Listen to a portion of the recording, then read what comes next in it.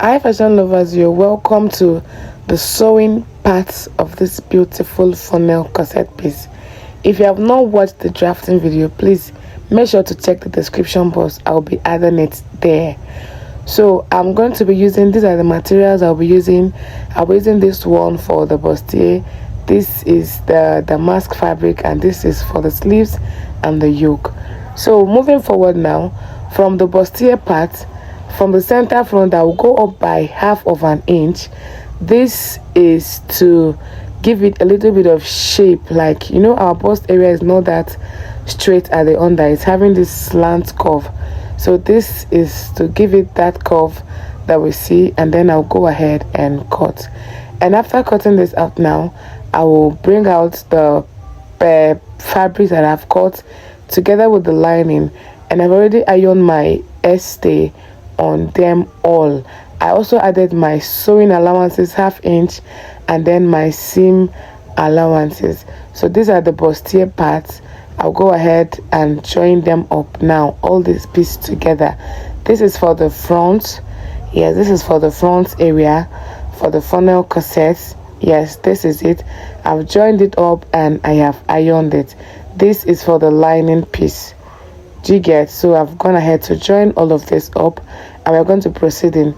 This is the back, the fabric, the fashion fabric, and the lining piece also.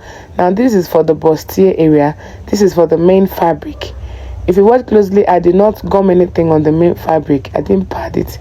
So I'm going to be padding the lining, and this is the lining piece. It has been padded up.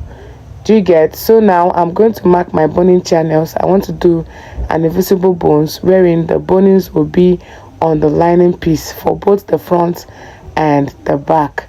So I'll mark all of it. This is for the front now.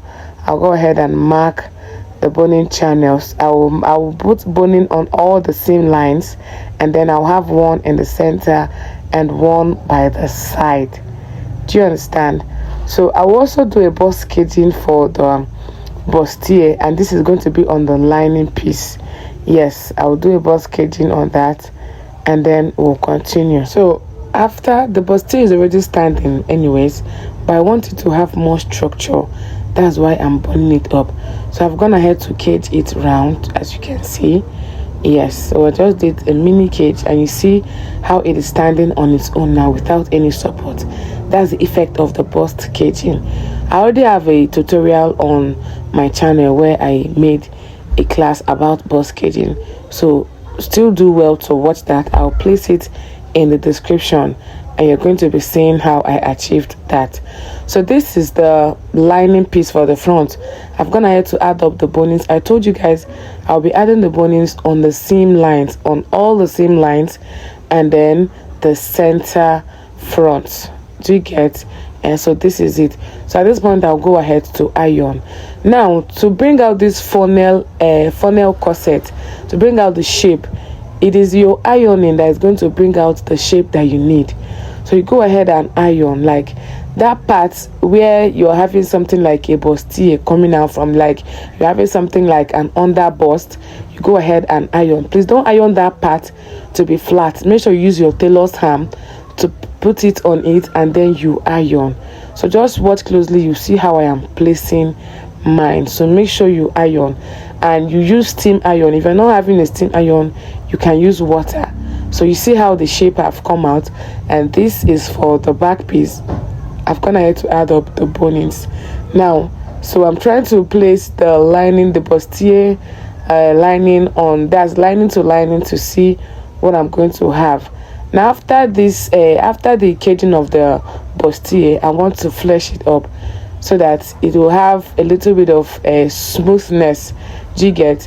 So to flesh it up, I'm using a fiber. Yes, I'm using a fiber, and I will use my hemming gum.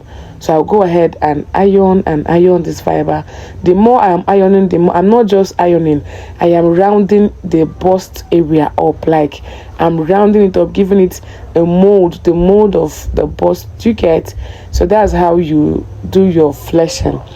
Always flesh up after every bust cage. Like whenever you cage up a cup or a bustier or a corset cup, make sure you flesh it up. so it is going to give you that smooth effect. So at this point, I'm going ahead to trim up some of the fiber that is blocking the seam allowance area. And after that, I went on ahead to use a hemming gum to secure this fiber that I used to flesh it up. So I've used my hemming gum, sorry, not hemming gum, stay, I mean to say. Please pardon me. I'll use my pieces of stay. I'll go ahead and give it some neat, smooth effect. So after the fleshing, I do this. So if you don't want to use your stay, no problem. You can just flesh up and then you stop there. But I had to give it an extra effect, like extra smooth effect. So I'll go ahead and remove the excesses that I have on the seam area, and now I'll bring in the fashion fabric, that's the main fabric for the bustier, and I'll put them up together and you see what we are having. Do you understand? So after now, I'll go ahead and turn the neckline area. Make sure that the lining piece and the main fabric, they are aligning. Yes, after which I'll go ahead and turn it up towards the neck area, and then we'll still continue. So guys, if you have watched this video to this point, please let me know what your thoughts are. Actually, this was my first time of trying a funnel corset. If you like this, if you watch this video to this point, please like this video, subscribe to my channel. This is the only way you can support me. Then give me a comment in the comment section. All right, moving further, we are going to bring up the lining piece for the front, and then you see that part that is the main funnel effect. It was achieved using a boning. Yes, please make sure that you're using a plastic bone, a Redling bone, sorry, because you're going to be sewing on the bones. So go ahead and sew. Now you see the bustier part, I've gone ahead to join it up, and this is for the lining. I've sewn the bones. Now we'll go ahead and join up this with our sewing allowance. Join, because I want to do an inseam finish. I'll join front to fabric to fabric and lining to lining. So I'll go ahead and do this and bring it to show us. Now for the bustier part, I'll use this stripe, this little clothes, to turn the down side. Now after shaping, this is what I got. Do you see that conical effect that we had while drafting? If you have not watched the drafting video, please go back and watch it. So that conical effect, to make it have structure, I will use my stay. I'll place some layers of stay on it and I will iron. Yes, I'll go ahead and iron it. And after ironing, I want it to, you know, it's not straight now, you have to be curved. So I'll place my tailor's ham on it inside, and then I'll use my steam iron and iron this very smooth. And after the ironing, you'll see how the conical effect will be standing. So this is the lining now. I've gone ahead to join it also. So now it's time. Okay, I've gone ahead to also hem the down. You see the inside of this is neat and the outside is neat too. Now it's time to turn this over.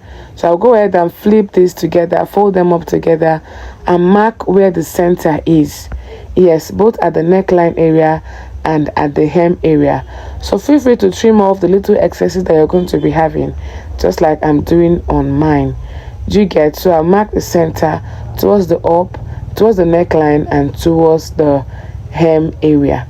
Do you understand? So after now, I'll go ahead and place lining to lining. I'll place them up front side facing front, the lining and the fabric together, and I will cover it up.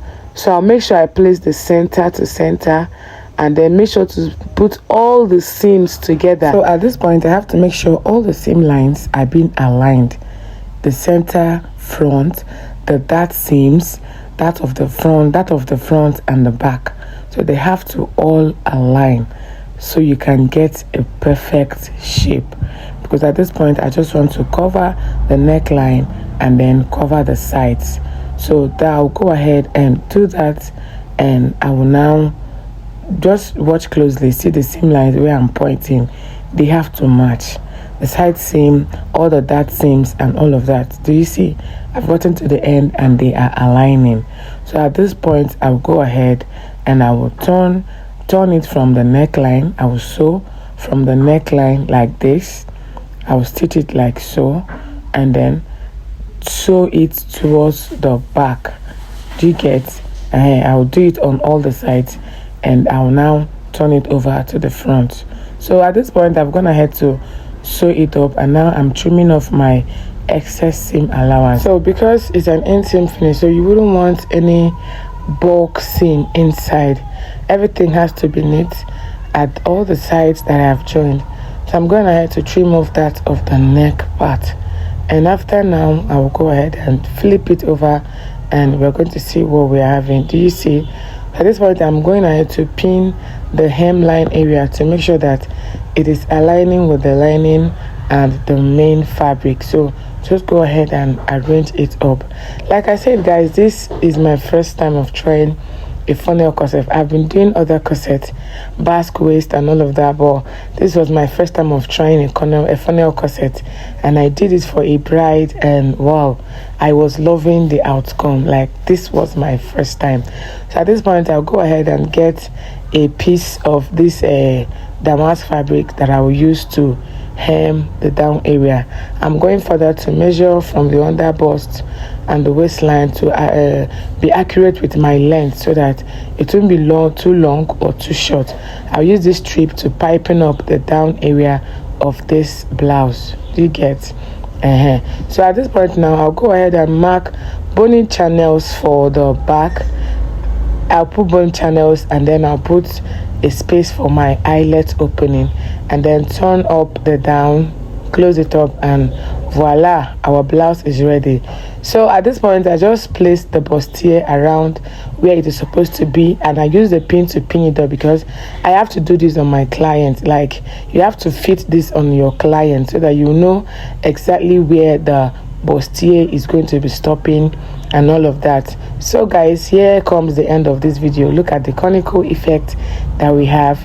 Don't forget to subscribe to this channel if you found value in this video. Go ahead and give it a like, and ask questions in the comment section when you don't understand, and I'll be free to answer you. So I'll just go ahead and put my eyelet, and this is the end of the blouse making. See you in the next tutorial. Bye.